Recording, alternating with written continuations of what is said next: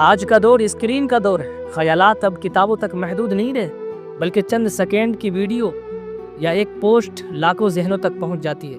Social media اب صرف تفریح ہی نہیں بلکہ بیانیہ سازی کا سب سے طاقتور ذریعہ بن چکا ہے۔ اسی میدان میں سچ اور جھوٹ، حق اور باطل آمنے سامنے کھڑے ہیں۔ المیہ یہ ہے کہ اس ڈیجیٹل دنیا میں باطل بیانیہ منظم اور پرکشش انداز میں پیش کیا جا رہا ہے۔ دین کو دقیانوسی ثابت کرنے اور نوجوان نسل کو بے سمتی کی طرف لے جانے کی پوری کوشش کی جا رہی ہے۔ سوال یہ ہے کہ اگر یہ میدان اتنا اہم ہے تو اہل علم کی آواز کمزور کیوں محسوس ہوتی ہے؟ اسلام کی تاریخ گواہ ہے کہ قیادت ہمیشہ حالات کے مطابق میدان میں اترتی رہی ہے۔ جب مسجد مرکز تھی تو ممبر سے انقلاب برپا ہوا۔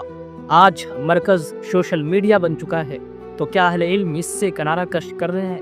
محمد صلی اللہ علیہ وسلم نے اپنے دور کے ذرائع کو استعمال کیا تاکہ پیغام وہاں پہنچے جہاں لوگ موجود ہوں۔ آج لوگ ڈیجیٹل دنیا میں موجود ہیں، اگر دین کی آواز وہاں نہیں پہنچے گی تو خلا کو کوئی اور پر کرے گا۔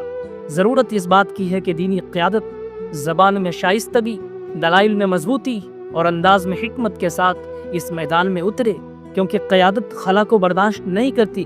اگر حق نہیں ملے گا تو باطل وہاں پہنچے گا۔